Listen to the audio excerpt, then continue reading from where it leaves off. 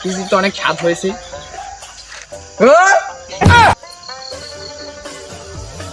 সেই স্বাদ ঠিক। আপনারা খাবেন। নামাজ কালাম তো পড়েন না। আমার নাম যদি নামাজ কালাম পড়তেন 5 ওয়াক্ত এরকম খাওয়ান বয়ানের সময় পাইতেন। এই সাইডের লোক কথা কয় না, মনে হয় আমার উপর বেজার হয়েছে। গলায় বাজছে পানিতে। আমার উপর মনে হয় বেজার হয়েছেন না ভাইয়া? পাইবেন পাইবেন। আমি পারি না আর পার বয়ান কম যাইছি আর আল্লাহ মার ফুটে মার ফুটে গেলাম। এইখানে মাগুর ফুরাম সবার আল্লাহ কয় না খায়। ডাকর দিয়ে আল্লাহ